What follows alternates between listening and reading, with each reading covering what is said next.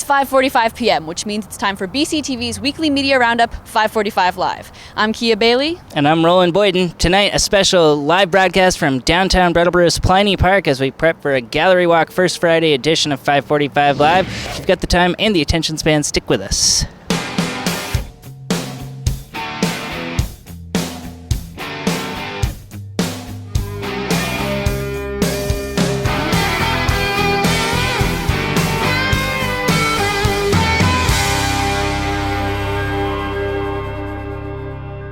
Welcome back to the April Springtime Gallery Walk edition as Brattleboro gets into full gear for spring here. We're going to look at a bunch of events, but we'll also get you plenty of area headlines from this past week as well.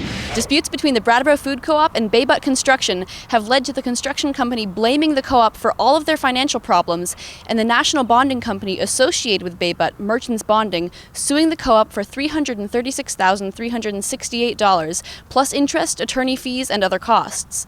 The construction of the new co-op building was executed by Bay Butt Construction, but after the contract was terminated, the co-op was still required to pay the remaining $330,000 plus sum, which they failed to do. Bay Butt Construction filed for bankruptcy in 2013 and claimed that the co-op's failure to pay was the root of their monetary issues.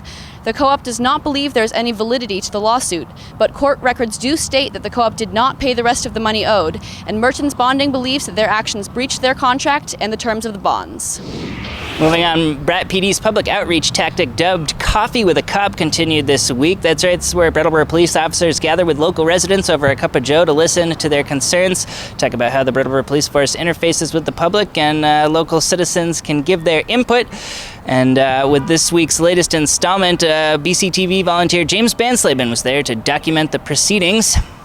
So my name is Mark Kerrigan. I'm a captain with the Brattleboro Police Department, and we're here at the Brattleboro Food Co-op for the Coffee with a Cop program. And it's a really good opportunity for police officers to sit down in just a casual morning environment and share a cup of coffee and talk about things that people are concerned about. James, how are you? Mr. Van Slaven.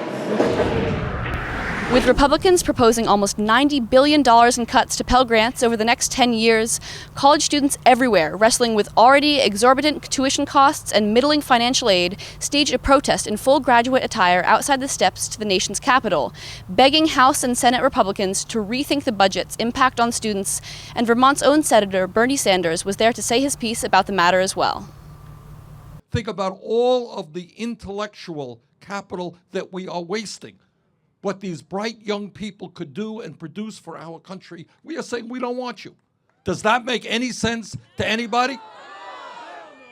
And then what we're also saying is, okay, maybe you can make it through college. Maybe you can pay the high tuition and the other costs. But when you graduate school, you are going to be deeply, deeply in debt. Next up, Rescue Inc. is looking to purchase a new ambulance. No small financial feat for a private organization that continues to find themselves on the short end of rapidly increasing healthcare equipment costs. But with Vermont's rural terrain often standing between injured residents and a hospital, the care received in the back of a moving ambulance often has as much effect on a patient's life as the care received once they get to the emergency room, something that makes not just the ambulance they're about to purchase, but the equipment they're going to put in the ambulance so critical. For more, we spoke with Drew Hazelton. He's the executive director of Rescue Inc. Let's take a look at the clip. The transport times from in our Townsend office are long. It's 45 minutes from Grace Cottage to the outer reaches of that area. So the patients that we see are sicker. The intensity of the treatment that we provide is greater. We've seen a shift towards more high-tech medicine in ambulances. More disposable medical supplies in ambulances. And there's a lot that we do now in the back of a moving truck that even 10 or 15 years ago would have been done in the emergency room. In 1982, Lieutenant Marty Rancourt began working for the Brattleboro Fire Department, and now, after more than 30 years, he has decided to retire. Throughout his many years of service, Rancourt has been recognized for his achievements with an Honorable Service Award, a Meritorious Unit Citation, a Community Service Award, an award for using CPR to save someone's life, a Red Cross Award, and more for his kind, thoughtful, and devoted work in the Brattleboro area. He really made a career out of his job and impacted and even saved many lives in the past 30 years. As I put this together, I didn't realize Marty's though I knew what kind of a firefighter he was, I didn't realize just how deep it ran. He's received many awards and recognitions throughout his career. Thanks to hardworking 545 Live correspondent James Banslaven for getting some footage at Marty Raincourt's retirement party. As members of the fire department remembered their time with him, told stories, and gathered to celebrate his long career with the Brattleboro Fire Department. Next up, after serving on the Brattleboro Police Force for 25 years, Lieutenant Robert Kirkpatrick is moving on to a different job up in Rutland. For nearly half his life, Kirkpatrick has been doing all he can to keep Brattleboro residents safe and has been involved in some of the most well-known cases in the area.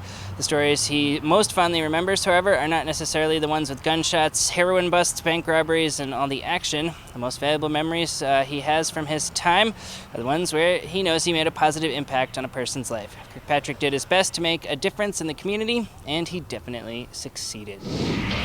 Just a few things to wrap up here, including our weekly BCTV video calendar. This is all sponsored by the Brattleboro Savings and Loan, as their generous donations to BCTV each year help fund our weekly look at upcoming events, and look no further than Gallery Walk this time around. It's a first Friday, which means it is Gallery Walk. 5:30 to 8:30 p.m. are the official time windows, but it's already going on, and it'll go on late into the evening, all through downtown and beyond, all around Brattleboro. There's a spring theme for this here Gallery Walk. And if you want to find out more about the many bevy of Gallery Walk events, Gallery Walk does have its own official website, gallerywalk.org, where you can find out all about each of the events. We'll make a few official notes Gallery Walk-wise here, including the fact that at the Latches Arts Annex, going on right now as we speak, that's on Flat Street, there's a book sale with children's book author Lynn Levine. She's selling her children's books as a benefit for BEAC, the Bonnievale Environmental Education Center.